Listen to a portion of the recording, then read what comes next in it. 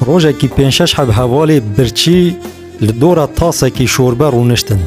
هر یک جوان کفچیه که جدارا زراب و دریج ده دستی ویده بو.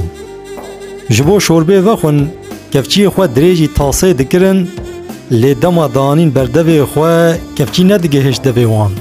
لورا بوان کفچیا آن جاخ دکاربون شوربه دریجی دوی حوالی خواه بکن.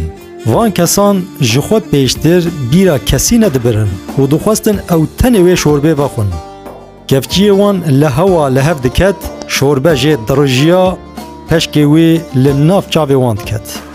جارناج هف عاجز بون کفچی لسری هف دخستن و هندک مابوک و خوینا هف برجینن. چاوا که هاتیا گوتن درمان هر تشتی هیا لی درمان احمقیت نه. او حوالی ها جبو کفچی یک شوربه وخون تشتی دانی سری هف گوری چولو چیا ندانی سری هف. وصا دمکی دریج البر هفدان حتی جامیرک جعشیرا کوچر مامدیان راسی وان هات. و جوان راوها گوت هی مال میرات نو اف چه حالی و هون دین بونه یان و هشی خو خواریه. او کسی خوی نیارن جیوی عجیبا وی لسر شوربه که هنتینن سری هف ناینن سری نیاری خواه.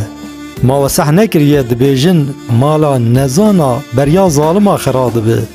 هون مالا خوب دستی خو خراد کن هایا وجه تنه عیبه و شر مجوارا. باری که هشی خو بدن سری خواه و باش گوه بدن و شیرتا من. هر یک جوه کفچی خوی دریج برا دریجی دوی حوالی خو بکه. حوالی ویجی بلا کفچی دریجی دوی وی بکه هم حس کرنا وی پیزیده به هم براتیا ویش دل ببه و هم جی یکیتیا وی قوی ببه. دگل وی قاسی هونه بفخوارنا شوربه جی تیر ببن. ما شوربا نیسکا بو چه اف چوا چه بو و اف چه حاصری ول سر وی شوربه مالا هف میرات کرد. بش نیوه شیرت بری خودان هف چوا کو بیجن حیرا بخوده گوتنا وی کوچر راسته کام خو بجر بینن و چوا چه به دلی خواه کفچی ناف شوربه خستن دریجی بردوی حوالی خو کرن. پیشی دستی وان در رحلی لی پشت را هیدی فیدش وی کاری دیتن و کیفا وان پر هات. مراز دلی خواه به تاسا شوربه کرن حتی یک پشک دبنیده نمینه تب وخوارن و اینه چه جی ساعته. پشتی تیرخوارنا شوربه جاردن دست بحیل و پیلا کرن کفچی خواه به دستی خوش کاندن و تف نیو برچی جهب بلاف بون زورین سر قیسا برین. هنک مروف دما تیر دبن تور دبن. پشتی تور دبن به هر دو چاوا گور دبن و جخواه پیوه تو کسی نابینن.